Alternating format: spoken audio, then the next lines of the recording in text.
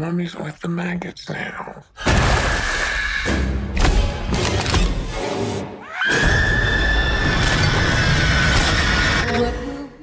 Evil Dead Rise, the latest film from the Evil Dead franchise that tries to be a bit more serious like the 2013 reboot sequel thing, but still keeps a little camp from the Ash Williams saga, and sweet Jesus, these films are insane. I don't really know what else to tell you guys besides yes, this is another Evil Dead film. If you went in expecting gallons upon gallons of blood, it's not an Evil Dead movie if the main character isn't completely soaked in red by the climax, an evil book, possessions into deadites, dismemberment, creative maulings, insane talks about swallowing souls, and a chainsaw and a shotgun somewhere at some point. You probably got exactly what you came for. This franchise, despite not being the most widespread, certainly has so many running gags and tropes. It's a joy, honestly, and it's so quotable, and this one is no different for the most part. Although it does feature a different Necronomicon than the previous two, which I'll go into that a bit later as well. So, what is this one particularly about? Is it a group of teens discovering an evil book in the cabin in the woods? Nope.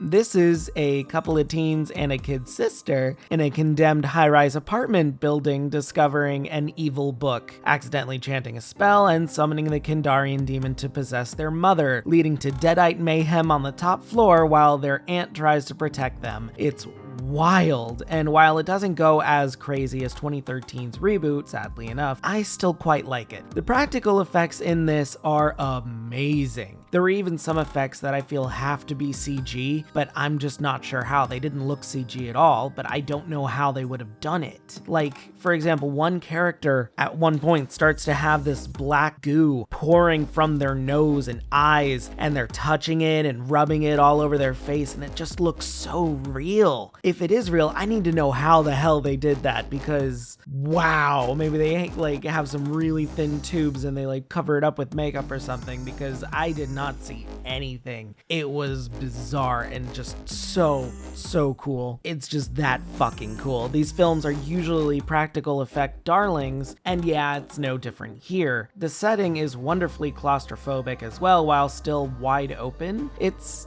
great. It's a ton of fun. Also, some huge props to Alyssa Sutherland as Ellie, the mother deadite. She is having an absolute ball as the possessed mom. So many fun lines and deranged looks. Even behind the scenes, she seems to be having the time of her life in this role. Unfortunately, though, the rest of the cast isn't as great. Lily Sullivan as Aunt Beth does a pretty good job, but she doesn't have the horror look going for her. She always looks just annoyed or pissed off more than anything else. That works for some later scenes, especially in the climax, but not at the start. The other kids, played by Gabriel Eccles, Morgan Davies, and Nell Fisher, are fine, I guess. They're not bad, but they're not anything spectacular. And I'm sorry, Nell's character Cassie is just the stupidest little girl I've ever seen. She knows her mom is possessed and deadly and yet still unlocks the door for her. Come on. And there's just other things about these characters that rub me the wrong way. One is a protester, and I'm like, yeah, I get it. Young people these days are involved in protest more often now, but you don't need to make that every single character in every movie. You had that in Ant-Man and the Wasp. Jesus, come on, move it on. The other one wants to be a DJ, and just, come on, guys. These issues are more so on the writers than the actors. The director Lee Cronin, though, certainly had a vision, and I'll give him props for the cinematography. It does look great. There are wide shots, close-ups, constant looking out the door's peephole, and oh my god, the elevator scenes. Every scene in that elevator is amazing. I knew there'd be some sort of angry molesting tree in this,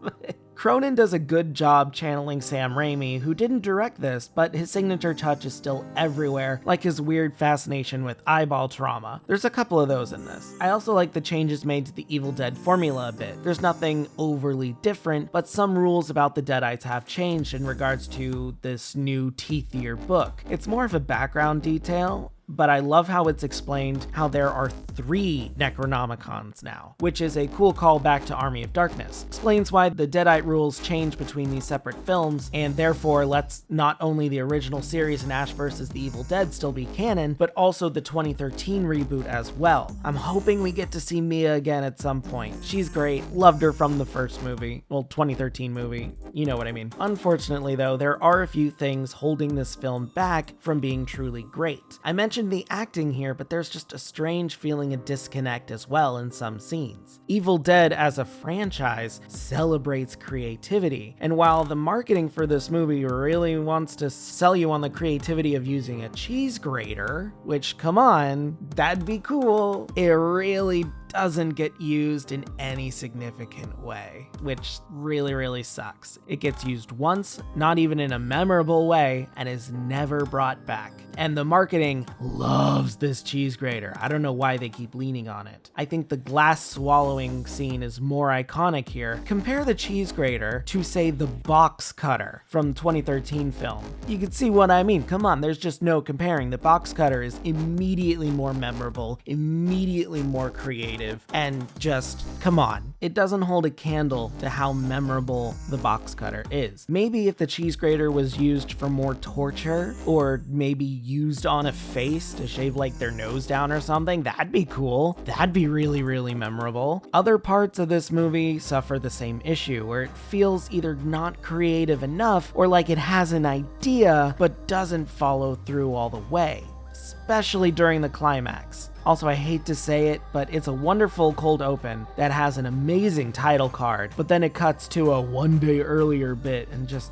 that was so unneeded. I didn't need any of that. It ties in eventually, but not very well, in my opinion. I don't think that lessened my enjoyment of the film. This is still a very fun, very bloody movie that has so many things I want to talk about, but I can't because it would get into spoiler territory. This is tough. A lot of this works. The pacing is great. The gore is all there. But I'm still on the fence. If you're a fan of heavy gore and practical effects, I think you'll have a field day here. However, I still think 2013's The Evil Dead is better than this, even if its cabin characters are more forgettable. I think it has more memorable deadites and more creative deaths. This one is still very worthy entry into the franchise, but I think it just needs more of a mean edge and some more creative bodily trauma, because we just don't get that here. And also, I'm sad to report, there is no Ash Williams cameo. Bruce Campbell is in the movie. He has a voice line as, not really a spoiler, but he is the priest that is talking on the tapes one of the character plays early in the movie. I think he has about like 1 line, maybe 2. It's not a lot, and it's kind of hard to tell that it's him.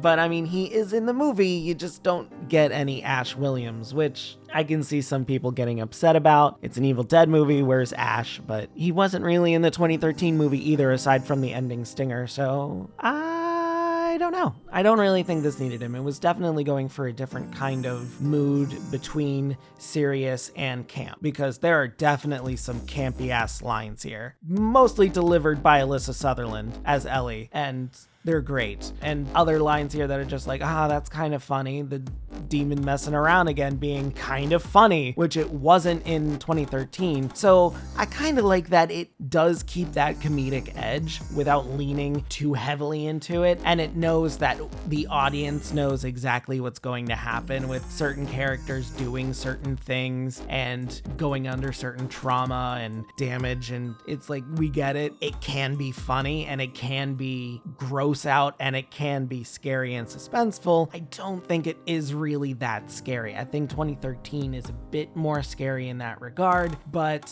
this is still a really good time if you're an Evil Dead fan. If you just want story and stuff, I can see you getting very confused. You need to know that these films are more so creative gore and deaths more than anything else. That's what Evil Dead is. That's what it always been. You really have to focus on that. As it stands though, Evil Dead Rise still gets a 7.5 out of 10 from me. Hey guys, thanks for sticking around for another one. Yes, I am a huge Evil Dead fan. I've seen the original trilogy, I've seen the 2013 reboot, I've seen Ash vs. the Evil Dead. I'm so mad that got canceled. I'm hoping we get some kind of continuation here. Evil Dead is a lot of fun. It's stupid and funny, and just a look at what you can do with practical effects. Everything is practical effects in these movies. I implore you to go check out the behind the scenes footage of 2013 if you can. There's not a lot of behind the scenes footage for Evil Dead Rise that I can find right now, but there's so much B-roll and stuff for 2013, and it all looks fantastic, especially like how they did the blood rain and other practical things like chainsaw heads, and it's so cool. Also, Evil Dead has always been really big into makeup, and oh my god, the makeup design in this is so good. Deadite Ellie is an icon with just how she moves and how she looks and everything. Oh, it's great. Alyssa Sutherland was a perfect casting for this, and she's having so much fun just getting brutalized as this Deadite and doing all these horrible things to her family. Oh, it's great. It's stupid, but it's fun. What did you guys think of this movie? Did it live up to your expectations? Did you want a little more creativity? What are your thoughts on this cheese grater? God damn it, I wish there was more of it. Oh, that's the thing that really bugs me. Why lean so heavily on this cheese grater and don't do anything with it? Jesus. I hate it. Let me know what you guys think in the comments below, and then don't forget to like the video, subscribe, ring that bell so you don't miss a video. Helps me grow really well, and that's it. Have a great day, and if you're not, have a better one. See ya. I'm just a ghost in your stereo, the fading memory of a shipwreck in the undertow. You're just a lost soul, and I'm just a ghost.